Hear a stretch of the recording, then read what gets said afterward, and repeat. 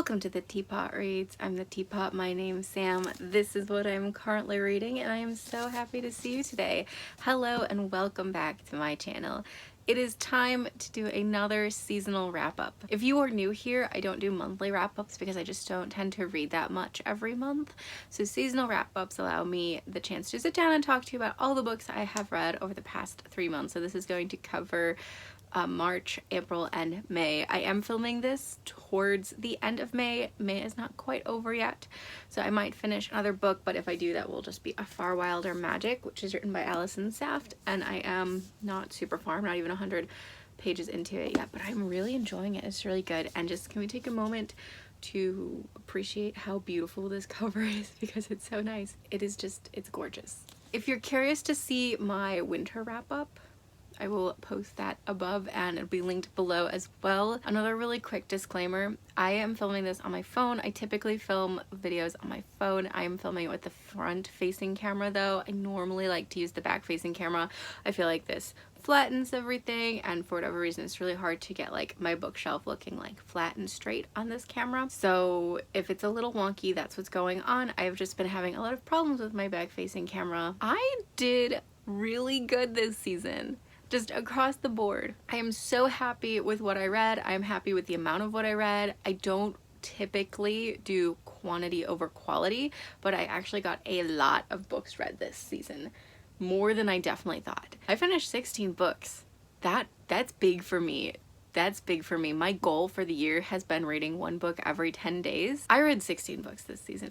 I don't know exactly how I did it. I'm really impressed with myself. Part of it definitely was I had some really bad mental health weeks in there, and I was coping by just reading a lot, but I was also having some really good weeks and I was still reading a lot. So I don't know if there's correlation. Let us just get into it. This is just my book wrap up. So this is gonna be graphic novels, and nonfiction that I have read over the last 3 months. I don't include any manga in the seasonal wrap ups because I do manga its own wrap up, which is posted. So if you're curious, go check that out.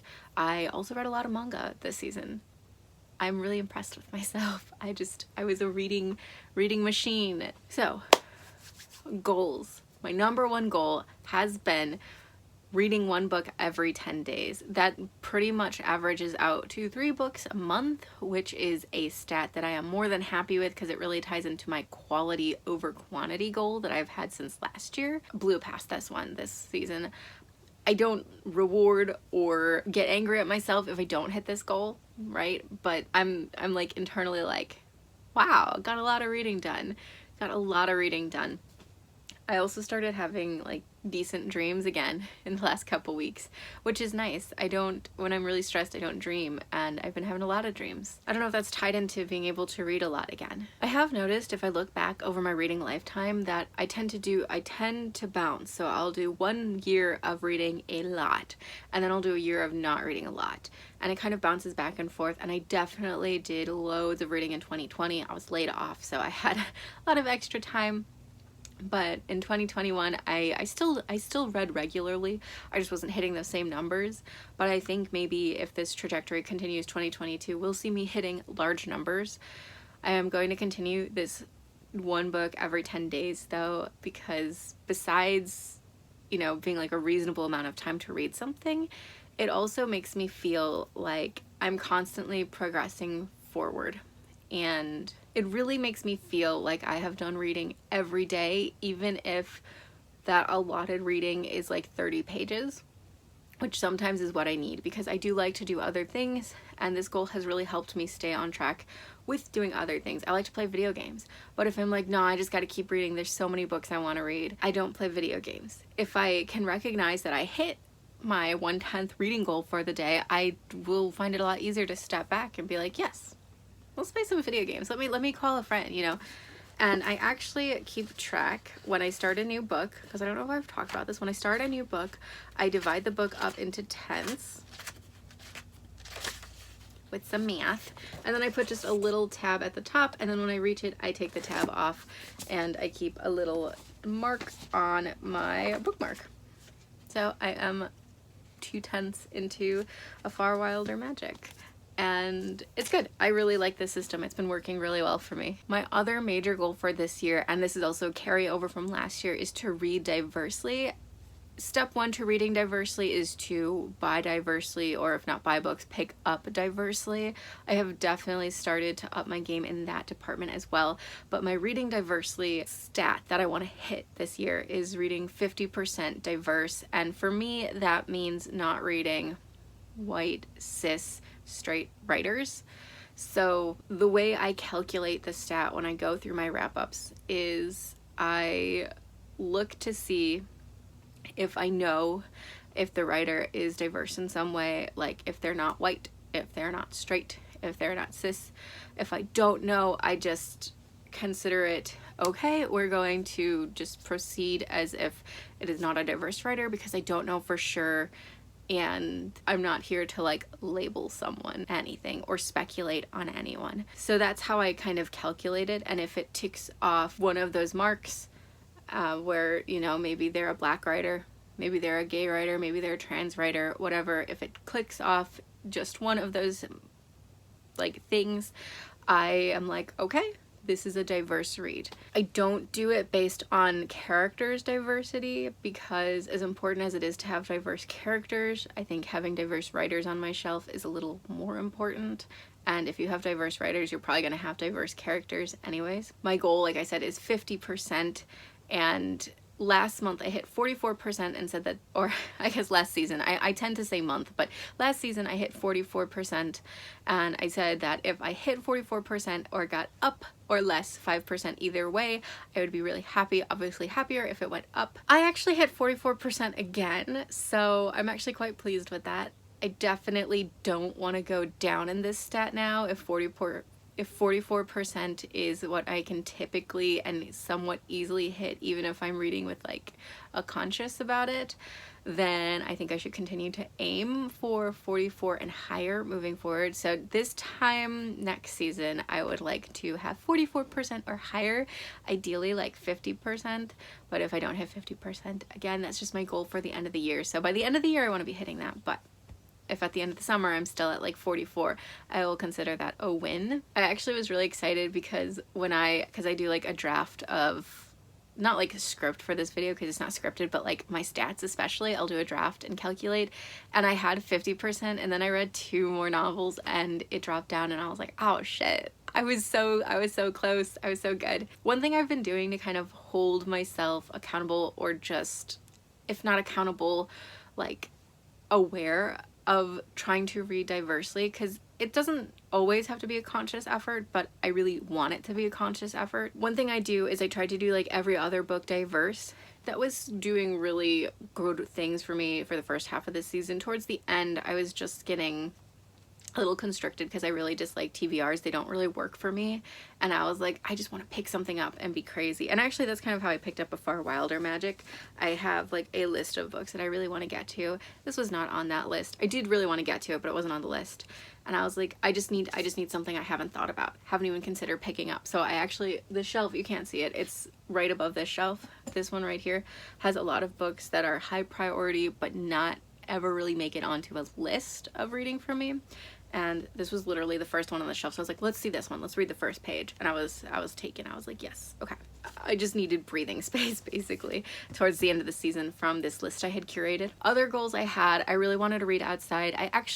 So the first chunk of the season I didn't really do any reading outside, and then it got super humid and hot, so I definitely do any reading outside. And then finally the last couple weeks it's cooled down and I have read outside, but I would consider outside these last couple weeks, that goal was a fail. Going into summer, I definitely have a lot of hot, humid days to compete with.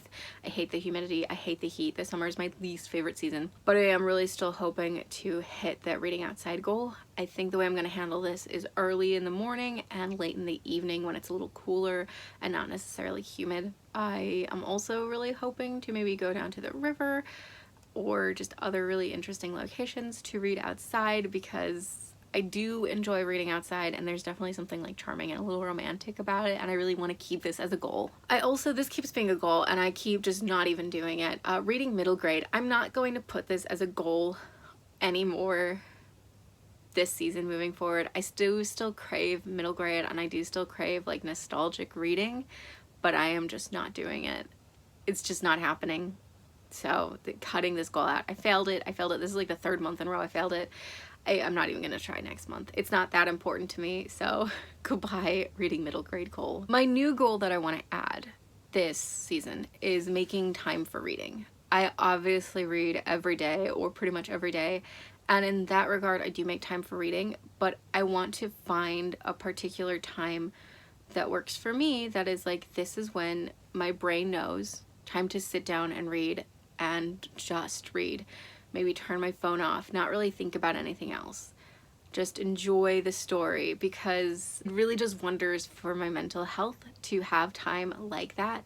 On days off, I've been able to take advantage of this, but I really want to be able to implement this every day of the week. I'm still working on that. I think it's going to be something like an hour after I get home, or an hour after I get home plus after I finish eating. I will sit down for half an hour and just read, and maybe have like a cup of tea. I really want to just create an atmosphere for myself that my brain goes, time to read. This is reading time. So bringing in as many elements to make it like a set time and place for me to read is the goal. And I'm thinking, like I said, an hour after I get home plus after I finish eating. That feels appropriate. Time for stats. I'm just going to be looking at the computer for this because I can't memorize numbers. Like I said, I read 16 books, 44% of which were diverse.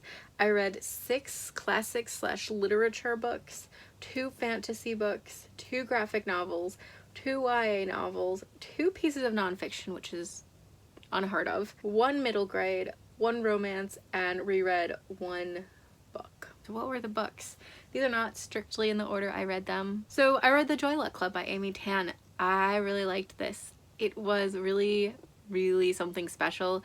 I have never read anything by Amy Tan before. I picked this up partly because it is one of the Penguin Drop Cap editions, and I want to collect this whole set, and I want to read the books when I collect them. This follows sort of 2 generations of women, the mother's generation, which are immigrants from China, and then the daughters, who are the firstborn American Chinese daughters. It's really focused on women in both America and in China, and there's a lot of emphasis placed on the relationship between the mothers and the daughters, and especially because both generations have very different goals and have very different life experiences that have shaped them as people, and how they view, you know, how the daughters view their mothers and the mothers view their daughters. The writing in this was pure sugar. It was absolutely magical and sparkling. Even when it was horrible and sad, it was such a delight to read. Amy Tan has an incredible talent for words. I am so jealous as a writer at just how beautifully she can write. And I immediately bought another one of her books. I bought The Kitchen God's Wife. I haven't read it yet, but it was amazing. I strongly recommend this book. It was fantastic. It really was. Then I reread, I lied on my stats because I reread 2 books, actually. I reread 2 books because I actually reread Ship of Magic. I had read this a couple years ago, the first time I was reading Robin Hobb books, and this was the final Robin Hobb book that was for me to reread before being able to continue on and read Mad Ship, which is right here, which I did read. I haven't read the 3rd one yet. I really thought I would get to it this season, hopefully early next season, but like I said, I just needed a breather from this curated list I had created for myself. These are the first 2 books in the Live Ship Trader series, which is the 2nd chronological series in the realm of the Elderlings world. They follow the Vestrit family mainly, and the Vestrits have a live ship. At the beginning of the first book, the live ship, her name is Vivacia, is awakened, which means that 3 generations of Vestrits have died aboard her, and she is a living ship. She's incredibly cool. I love the concept of live ships, and I love the Vivacia. I love her personality. I love the way that magic works in this series. So we follow the Vestrit family. Althea is probably our protagonist. We also have Brashen, who worked aboard the Althea before she was awakened. And we also have Kenneth the pirate, who desperately wants a live ship because he wants to be king of the pirates. There are so many more characters than just those three, but I think that it really revolves around them and Vivacia. We also have Wintro, who is Althea's nephew, and we have Malta, who is her niece, and we have the sea serpents. There's a lot going on, but I would say Brash and Althea and Kennet and Vivacia are like our core characters. On the reread, this book was even better, I think, than the first time, and this one was just phenomenal. So many questions were answered, especially questions I had after leaving the Farseer trilogy for the second time. I was like, stuff makes sense, but does it? And this is starting to answer a lot of questions. I'm loving it. The ending of this one was a bit boring. I was like, okay, let's continue on. I want to see like X character again. But the way it's written, it is really strictly chronological, so if there is a big event taking place at the end and the other characters are sailing and nothing interesting is happening, you're just going to see the big event. You're not going to see those boring bits, and sometimes that was a bit frustrating, especially in this book, but it was great. I'm loving reading Robin Hobb again, and I need to dive into the final book and then move forward, hopefully in the next season. Fingers crossed, right? I read Maurice by E.M. Forster. I definitely talked about this a lot in a vlog. I annotated and tabbed up this beastie of a book. It's not really a beastie, it's a very tiny, look at that, it's short.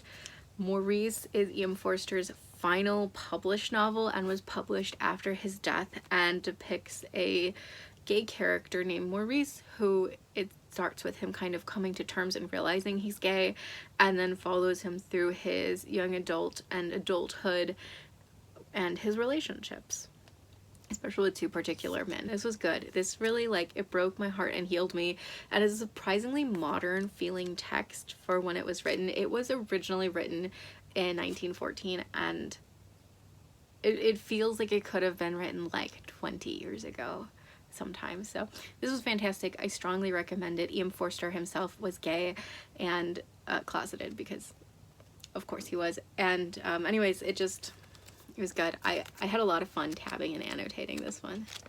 I love annotating. I used pretty much the same exact system I used for when I read Anna Karenina, and I liked returning to that system again, so I'll probably keep at it. Another classic, I read Emma by Jane Austen. This is my third Austen that I have read. I would like to get to another one this year. I think 2 a year has kind of been a good number for me. This is not the edition of Emma I read. I actually bought this after reading it, but it was easier to grab this edition, so I did.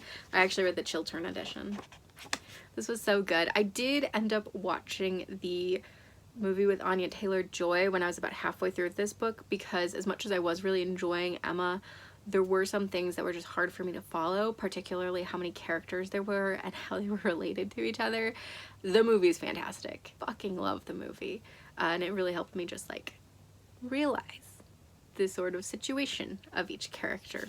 Because Austen, as much as I love her and I love her writing, I really think you need to read her twice to really understand and enjoy one of her books. And I do look forward to rereading Emma in the next couple years, because it was fantastic, but I think the reread will make it even better. It's not my favorite. My favorite is still Pride and Prejudice. I know some people love Emma. I liked it a lot, but Pride and Prejudice is still my favorite. I read Tide Song by Wendy Zhu, and it was cute. It was good. Very Ghibli vibes. It's about a girl who ends up going to her cousin Anne's house on an island or on the coast, and wants to learn magic, and she meets this boy who is like a sea serpent, and it's cute. It's cute. Cute. But not much beyond cute. So it's fun, I guess. And then I didn't talk about this in like any vlogs, because I just kind of read it. It was Heartstopper Volume 1 by Alice Osman. I fell into the hype. I was like, alright, I'm gonna read it. It was good. I really enjoyed it. It has a lot of vibes that make me say, if I had been in middle school or high school and had this, I would have been probably shaped a little differently, in a good way. I loved it so much. It's such a healing, soft, beautiful book.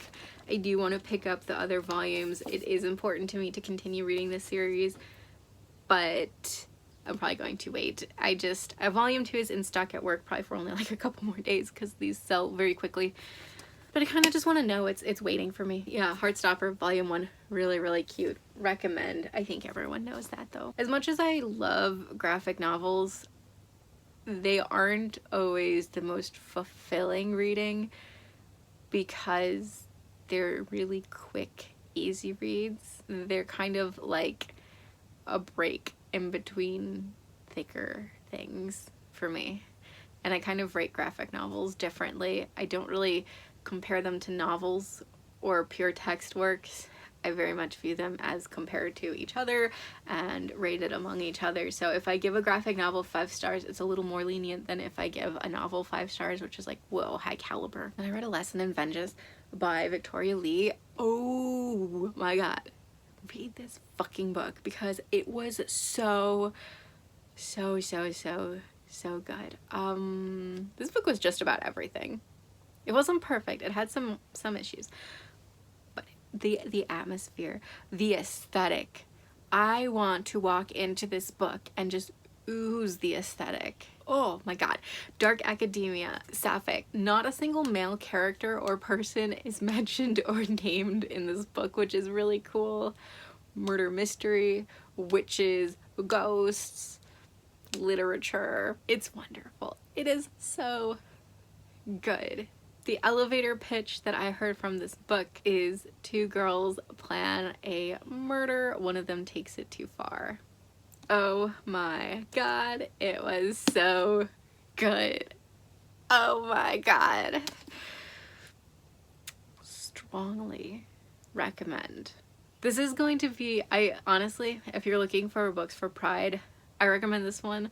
I also would recommend this come this spooky season, and I'm sure it will end up in a autumn book recommendation video. I wish I could just, like I said, swallow up the aesthetic and like live it, because oh my god, the atmosphere was just of everything to me. Oh, here's a book. Here's a book. The Bell Jar. I really liked it. I think it might have been a bad idea for me to read it because I vibe too closely to it. It was obviously by Sylvia Plath. There's a lot of racism. Not a lot, I shouldn't say a lot, but there was enough racism in it. Because any racism is enough racism to make it a racist book. Mental health wise though, I got the character a lot, so I don't know. I think it was important for me to read it at some point in my life. And I read it. Iron Widow. I read this because I knew it was going to be announced as the YA Book Award winner for Barnes & Noble. I work at Barnes & Noble, if you did not know. And I really wanted to be able to read it so that I could talk about it and recommend it to readers, and also so I could build a table that was like read-alikes to Iron Widow. And can I just say my table is beautiful, and I did a really good job in it selling really well. So I feel happy about that. I enjoyed it a lot. This is the Illumicrate edition, by the way. I enjoyed it a lot, except for the dialogue. I feel like I talked a lot about this book in one of my reading vlogs, so I'm not going to like dive super deep into my thoughts here because I feel like I just talked on and on about this book. I liked it. I thought the dialogue was really bad most of the time, and that could take me out of the story, but especially scenes that were action heavy or that were lore heavy or world building heavy, I should say. Really great, really fantastic. I loved the characters. I did not love the chemistry between the characters, but I loved the characters, and I think it was pretty stellar. I think, and I said this in my reading vlog too, but I think this is the best way for me to sum up my thoughts on this book. This feels like exactly where YA fiction is heading and where it should be heading. It fulfills a lot of the tropes that we saw in early popular YA like Divergent and Hunger Games and even Twilight, and it takes it to the next level, and I love to see it. I think it is doing fantastic things for that group of books and is a must read, I honestly think, for anyone who likes YA, because this is definitely where YA is heading, and it is a beautiful, beautiful picture. I cannot wait for it. I did a whole video about this book, okay? I did a whole video about this book, and I was really proud of the video. And like no one watched it. So if you want to know my thoughts, go watch my video on the book. But I read an arc of James Patterson by James Patterson. This is James Patterson's autobiography, his memoir. And I am not going to tell you anything else except that I read it and that I have a video on it that I worked really hard on and am really proud of. And I think you should watch that video because it literally says everything I have to say about this book. And then my other reread I read this season was Pride and Prejudice by Jane Austen. I have read this now 3 times in 3 years and I love it to death. This is not the edition I read for this reread. Again, it was just easy to grab, kind of like that edition of Emma was. I don't think I have to talk about Pride and Prejudice. I think you know what Pride and Prejudice is about. And then the only middle grade I did read was Little House in the Big Woods by Laura Ingalls Wilder. I have read this as a kid. I think this is the only one I read as a kid because as I was reading I was like, whoa, wait, that's super familiar. It was fine.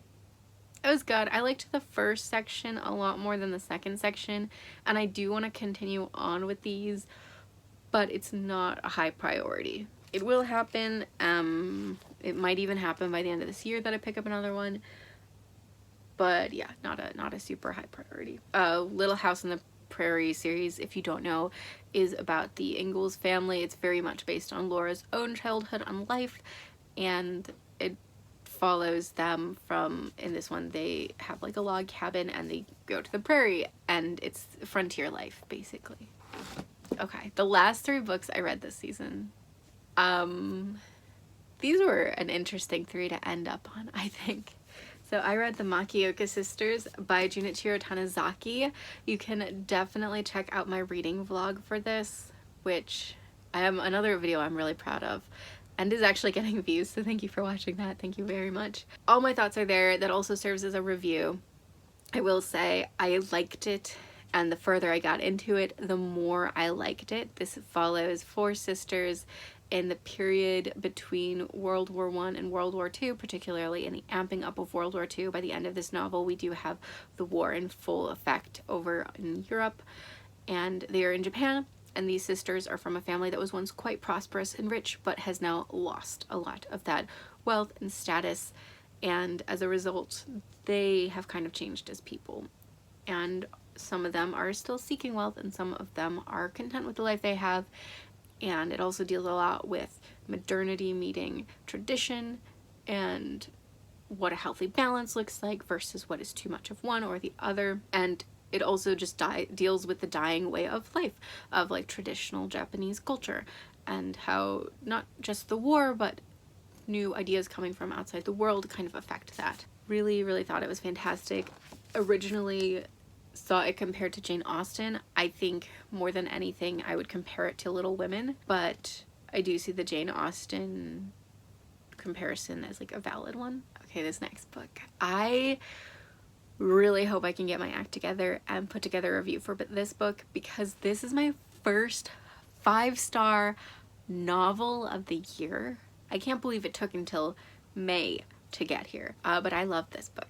This is A Lady for a Duke by Alexis Hall. You might know Alexis for his work Boyfriend Material. I think it's a lot more popular, and Something Fabulous has also been making waves, especially on TikTok. A Lady for a Duke is fantastic. This is the best thing I have read this year, hands down. Fucking loved it. It is a historical romance. It's got angst. It's got some smut. I don't really read historical romances for the smut. I, in general, don't really read romances for the smut. If smut's there, I like it. But I really love the angst, and there is angst. Oh my god. And the relationship is pure and cute, and it has all of my favorite tropes. It has childhood friends to lovers. It has, oh my god, I thought you were dead and you're here. Oh, the drama. It has like unequal stations, but I will burn the world for you. It has, we fix ourselves because we have each other to help us. Oh, it's so good. I really want to put together a review, but here's what it is. So Viola Carroll and Justin DeVere, sorry, there was something on his face. Viola Carroll and Justin DeVere were childhood friends. However, Justin DeVere, Gracewood, knew Viola before she got to live her life as an authentic woman because she's actually a trans woman. And growing up, you know, people did not see her as a woman. At the Battle of Waterloo, she is pronounced dead, and she takes the opportunity to shed her old life and live her life as a woman. 2 years later, she meets Gracewood again, and he is so fucked up because he thinks his very best friend in the whole world is dead and it's all his fault. Oh my god. So obviously she's not dead. It's just really good. It is such a pure book. There's so many beautiful, wonderful lines and passages in here. There's so much beautiful writing in here. I, again, totally jealous of the way Alexis Hull can write, because oof, dude, if you ever want to try your hand at fantasy, I will be first in line to read your fantasy book, because I think you definitely have the spirit for it. You just have the naming down, you have the descripting down, you have the character trajectory down. It's great. I can't wait for book 2, which is going to follow Amber Glass and Bee, and I really want to know more about Amber Glass. Like, I need to know more. I can't wait. I wish I could pre-order it, but it's too early. This book is fantastic. It's unfortunate because it's not like super high quality paperback, and the spine, I don't know if you can see, is like chipping and like scraping, and I just really want someone to put out a really nice collector's edition, because I would buy that in a heartbeat. But like I said, hopefully I can get my act together and put out a proper review for this book, because I just have to spread the word. It's amazing. It's so good. 5 stars, my first 5-star novel of the year. I cannot believe it took this long. And then the final book I read, thank you for sticking with me if you have, by the way. Final book I read was this short little nonfiction piece called Think Like a Mountain. This is selections from Aldo Leopold's larger work, Sand County Almanac. He's an environmentalist, and he's really just talking about the environment and birds quite a bit, and how progress has really destroyed the environment. This edition is part of the Penguin Green Ideas series, which are just really pretty cute little books. I have one other in the series so far, but I picked this one up because Aldo Leopold is actually somewhat local to me. He's settled in Wisconsin, so he writes a lot about Wisconsin and the Midwest, and I was really curious to read about that, and I would actually really like to make a little journey, I think, in the next couple months, hopefully, to visit the Aldo Leopold Foundation in Wisconsin, because it's not super far. It's in Baraboo. I believe it's in Baraboo. This was fantastic. I strongly recommend it if you like nature writing. It's great. It's heartbreaking. It's sad. It's also beautiful. It's fantastic. I will be reading Sand County Almanac. Probably not this year, though. Oh my god, that is for books I have read. There's a lot of books. I'm not going to take up much more of your time, but if you would allow me, I would like to talk about a couple of the books that I'm excited for over the next season, and books that I really want to get to, and they're kind of high priority reads. Like, I don't stick to a strong TBR, but these are books that have just been like circling me, and then I'm circling back, and hopefully I get to at least a couple of these. So number 1 is Ordinary Monsters. I have an ARC. I'm probably not going to read it before it comes out, which is my bad, but I do really want to get to this one. I also want to read The Poppy War. Finally really want to get to it, especially before Babel comes out. Even if I don't finish the Poppy War trilogy, I just want a taste of R.F. Kuang's writing. Troubles, which one of my friends is like, you have to read it. I'm like, oh, I'll read it, I promise. I will, I'll get to it. It is about, it's the first in a sort of companion trilogy about the fall of the British Empire, basically, which is really interesting. I really want to read Gideon the Ninth. I really want to read Gideon and Harrow before Nona comes out. Priory of the Orange Tree, high priority fantasy for me. I'm really like digging fantasy at the moment. I just have to dive into it. And Ship of Destiny, which I said, that's the third book in the Live Ship Trader series, so I really want to get to all those. I may not, but I really want to. And then anticipated releases. There's quite a few anticipated releases. Some of these I might end up getting to right away. I don't know, I can't like guarantee it, but it's possible. Number 1, we have Blood and Moonlight that comes out in June, and This Vicious Grace, which also comes out in June. These are both YA fantasies. I don't know if they're standalones. I actually have no idea. I really want to. Babel, like I said, this is my most anticipated release of the year. I'm so excited for Babel. Belladonna also comes out in August. I have the UK edition pre-ordered because it's much prettier than the US cover. And finally, these aren't like new books, but Penguin is putting out a new series of cloth-bound books, the little cloth-bound classics, and I'm just really excited for those to come out. I think the fall editions come out in August. I'm highly anticipating those. Every week I pre-order another one, so I will have them all when they come out. I'm so excited. They're really cute looking. They're gonna be beautiful. I'm probably gonna put up a little shelf for them. Thank you for sitting through this wrap up. This was long. Thank you. I read a lot of books. I enjoyed all of them. I don't think there were any duds. I'd say Tidesong and James Patterson were the duddiest, and those weren't even that bad. If you liked this content and you want to see more like it, please subscribe. I would really appreciate it. If you already subscribed, thank you, thank you, thank you. It means the world to me that you are here, that you are listening. Thank you. If you are somewhere cold, I hope you're staying warm. If you are somewhere warm, I hope you're staying comfortable. And most of all, I hope you're reading a great book. I will see you guys next time. Bye!